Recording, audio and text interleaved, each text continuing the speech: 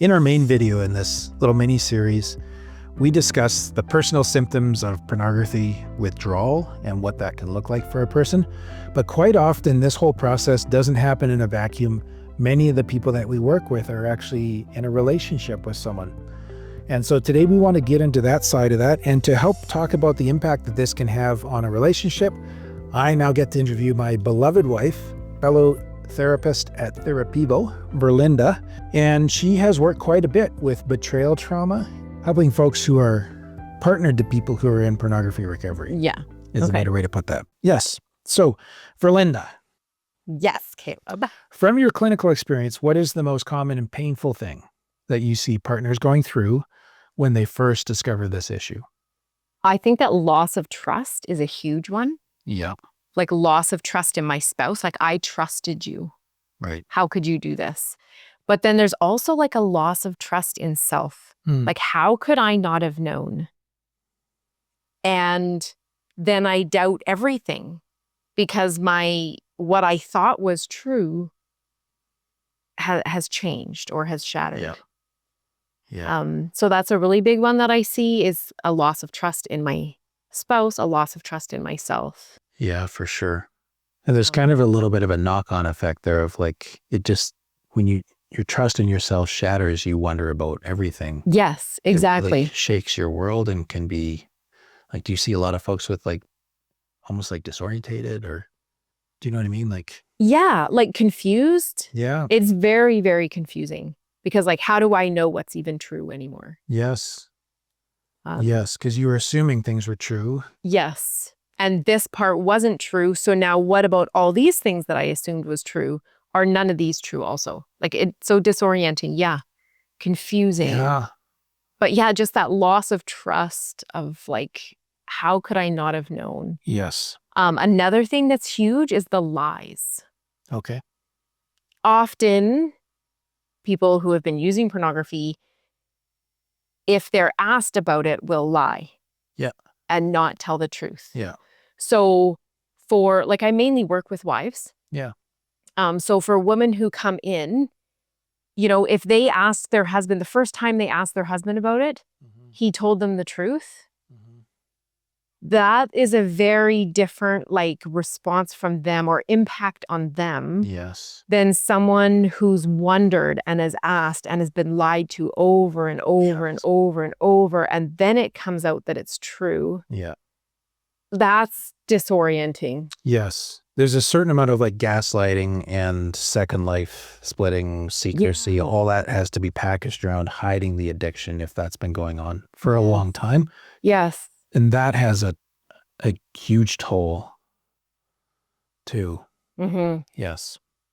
For sure. And I know from like the addicted side, like, you know, that can be the only thing that you've done, if you know what I mean, like it's the pornography. Like, you've been a really good spouse otherwise. Yes. But you've been doing this. Yeah. Yeah. And so you have sort of that mental boundary of like, there's lines you've never crossed, and you're super confident about that, right? In your own morality. In your own mind. Yes. Yes. But when you tell your spouse that I've been doing this thing, and honestly, I haven't done anything else, well, they thought they had honest before and they didn't. So you're now claiming honesty about this other stuff. Doesn't work. How do they know? So I wonder if that's a huge part of the pain too, is like, if my trust has been shattered, can I trust that this is the extent of it? How awful could this be? Yes. And the mind, hyper-vigilance, trauma symptoms, the mind can spin off into all that. Yeah. Yeah. I mean, it goes to hypervigilance so easily. Yeah. Like, I need to know where you are. And yes, those are accountability things that are good. Yeah. But when they consume, that makes it really difficult to just go about your day-to-day activities. Yeah, for sure. What's a common mistake that you see couples make? Because I know sometimes you work both with betrayed partners and you work with couples in recovery from this. So what's a common mistake you see couples make that actually slows down the healing process? Few things here. One is minimizing. Yeah. Right? Like, the betrayer or the porn user feels bad that they've hurt their spouse. Like, they honestly care and they feel bad. So if I can just make it seem a little bit smaller, it won't have such an impact and won't hurt quite as badly. Yeah, it'll make your pain smaller. Yeah. Yes. And that doesn't. It actually. Why does that not work? Well, for one, it's not true. Yes. Another is like, I'm not being validated that my feelings are real. Yes. Yep. And so I'm just hung out to dry. Like, not only can I not trust you, I can't trust myself. And now I can't even trust that what I'm feeling is right. Yeah. Does that make sense? Yeah, it does. Minimizing it's a sincere effort to lessen the pain. Yes. But it also echoes the hiding and secrecy of the addiction. Yes. So it's triggering. So it feels like we're still in it. Yes. Yes. Yeah. So minimizing. Yep. Again, sincere doesn't work. Sincere doesn't work. And I see a lot where the betrayed spouse, they just think, if I know everything, then I think it's like there'll be no more secrets. I'll be safe. Yeah. But knowing every detail. So they ask lots of questions. They ask lots of questions.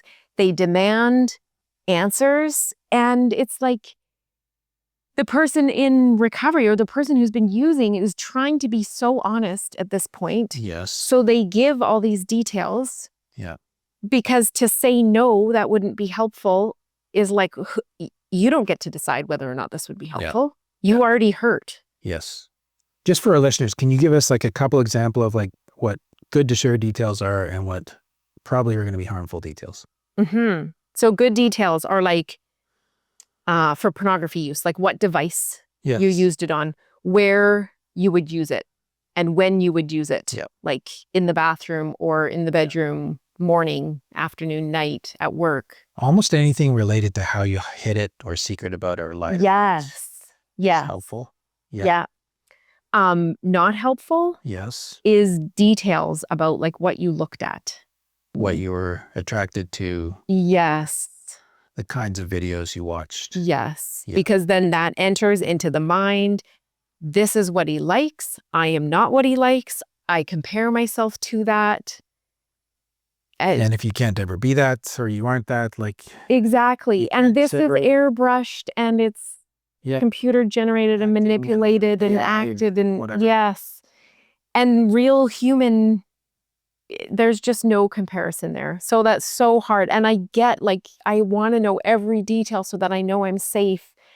And every detail is hurting me. Yes. Yeah. So that's a common mistake too, is trying to get all of those details. That can really backfire. Yeah. Yeah. Yeah. Sometimes hypervigilance can be a problem. Like I get why people are hypervigilant. Like I need to know where you are. And there is like good accountability. Yeah. And then there's hyper accountability. So does that make sense? Yeah. I mean, on my side, when I'm working with the guys, just going with the typical gender. Yeah. I do want them to increase their level of transparency. Yes.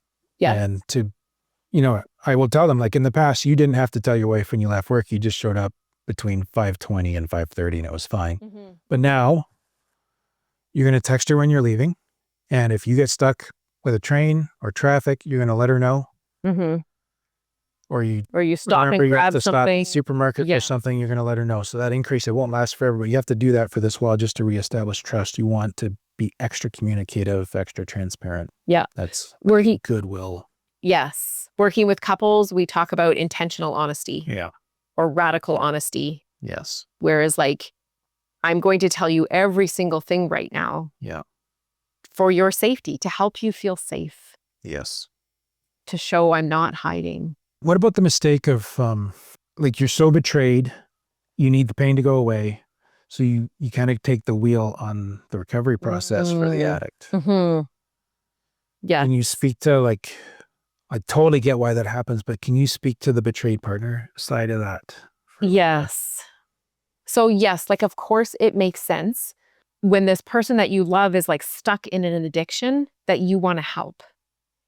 And so sometimes I'll have spouses call in and be like, have a consultation for their spouse who needs it.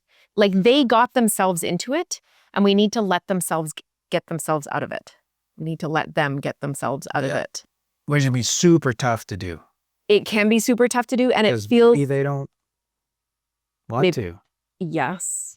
Maybe they don't want to, but even if they do want to, they might have to work through their fear of calling and speaking with a stranger. Yeah. Like a therapist. Like a therapist. Yes. But they need to work through that fear. Yeah. And if I'm managing all of that behavior, they don't have a chance to work through that. Yes. And again, like I get why they do it, because you feel so stuck. You feel so stuck when this person that you love and you've trusted has kind of shattered your trust in them, trust in yourself, trust in the world in general. And you're like, I want to fix this. I want to fix this. I want to fix this. And the offending partner needs to fix it. Yes.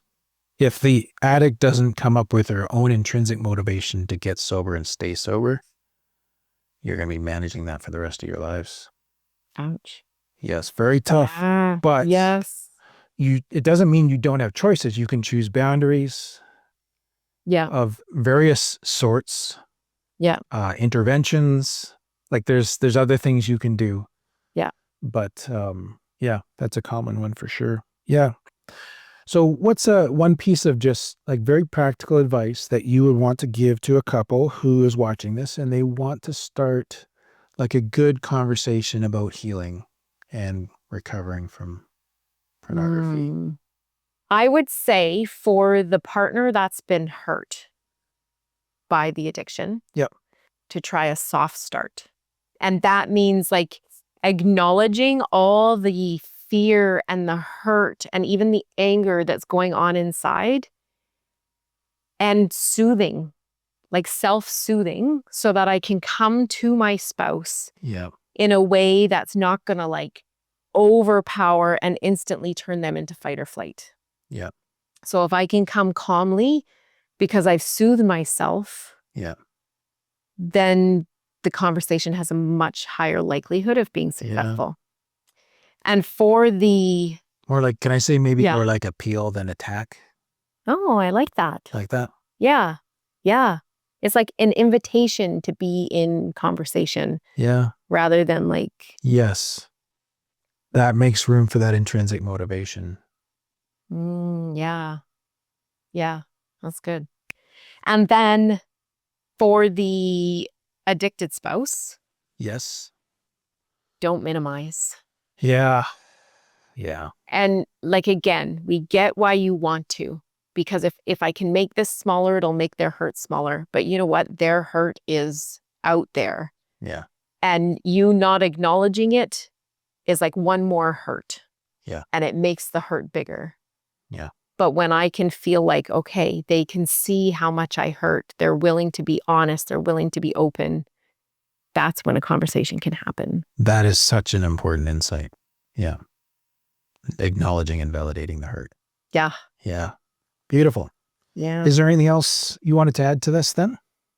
I don't think so. I mean, we'll probably get off here and I'll think of about 14 things I should have said. We haven't exhausted the topic, but we just did want to give like a short video here, just summarizing some of these key things for sure. Quick takeaways. Validating the pain alone in this. Well, thank you, Verlinda, for sharing these. Much appreciated. And as you can see, healing is a journey for both the addicted person and the partner of the addicted person. And at Therapy Evil, we do have experts that do work with betrayal, trauma, or just betrayal. And they'd be happy to help you as well. You can reach out to us on our site at therapyevo.com, book a free 20-minute consultation call, find out if we're the right fit for you. Thanks for watching.